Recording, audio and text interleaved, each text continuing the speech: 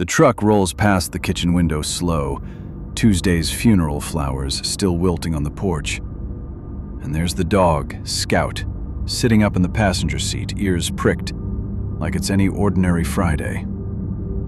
Trouble is, the man who owned that truck is supposed to be ashes in an urn on the mantle. And that dog won't come for a stranger. He won't come for a neighbor. He won't come for me. He comes for one whistle on this earth.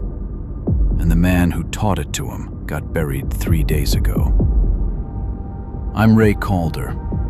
Dana Okafor came to me still in her black dress with one question. If she buried her brother on Tuesday, who's driving his truck on Friday?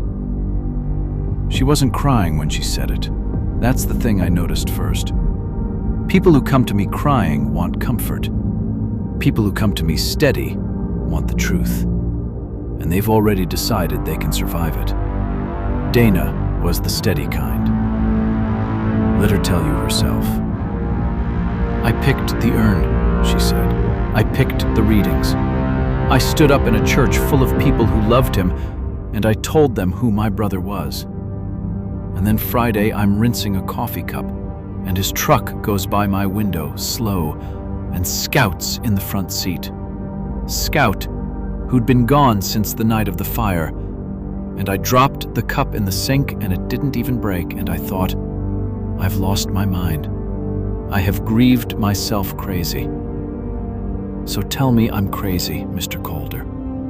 I'd honestly rather be crazy. I didn't think she was crazy.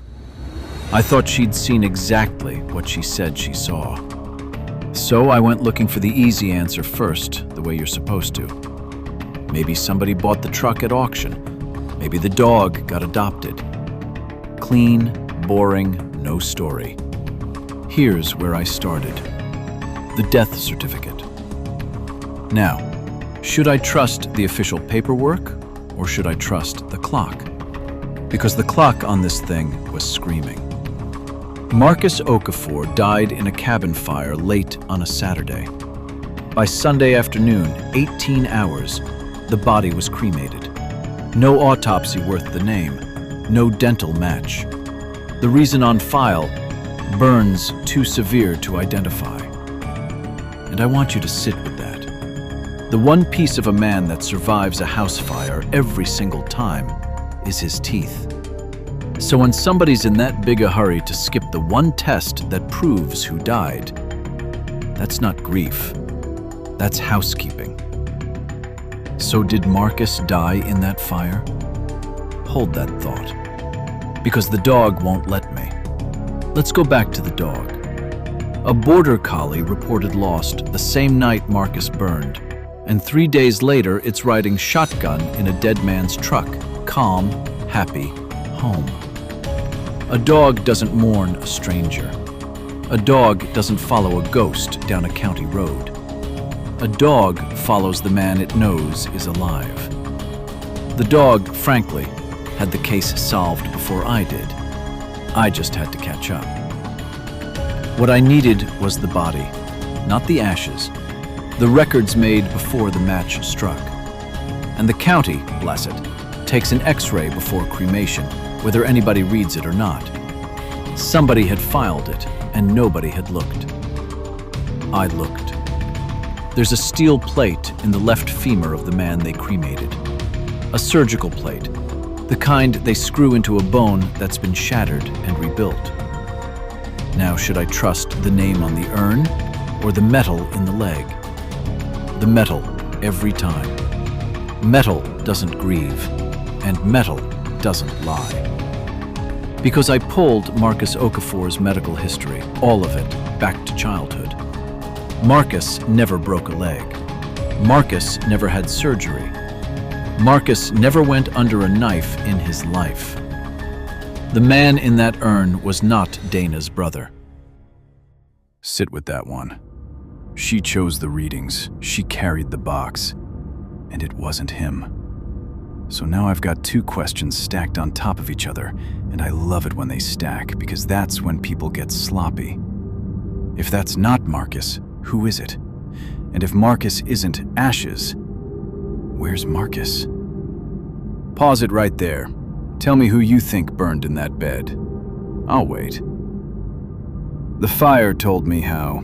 The investigator on scene wrote it up as electrical, old wiring, sad accident. But the burn pattern doesn't agree with him. A wiring fire crawls out from a wall, low and mean. This one bloomed up from under the bed, hot and central, the way a fire does when somebody's helped it along with a can of something. That fire didn't happen. That fire was lit. And the man who reported Marcus dead, his business partner, his best man, the guy who wore Marcus's scorched old field jacket to the funeral so he could feel close to him. That man swore up and down he'd spent that whole grieving weekend alone. Eli Renner. Couldn't bear company, he said. Just him and his grief. Should I believe him? Or should I check the gas station? 40 miles up the county road, there's a pump with a camera. And the morning after the fire, there's Eli, buying 2 coffees. 2. One for the grief, I suppose, and one for the man sitting out in the truck who wasn't supposed to exist. So here's the shape of it, and you probably see it now. Marcus Okafor was drowning in debt, the kind of debt that sends men to your door. One of those men came to collect. His name was Vince Aldridge, and that steel plate in the leg? It's his. He went missing the same week Marcus died, and he never turned up again, because part of him was already on Dana's mantle. Marcus didn't die that night. Marcus ran. And Eli helped him stage it, helped him put a debt collector in the bed and walk away a dead man. Except partners like Eli don't help out of love. Eli helped because a dead Marcus meant a life insurance check, a business with 1 signature on it instead of 2, and a brother whose own sister would swear in church that he was gone. Marcus thought he'd bought his freedom.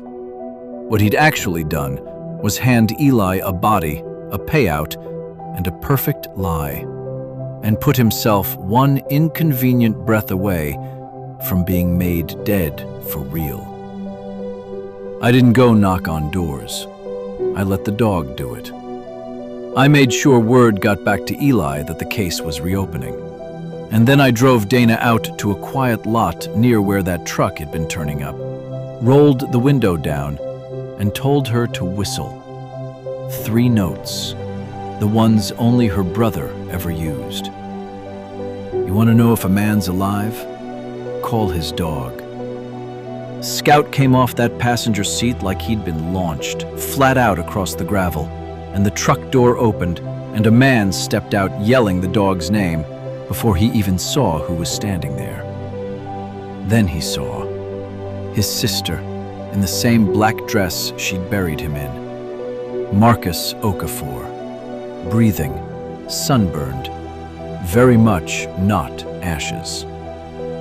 He cried. She didn't.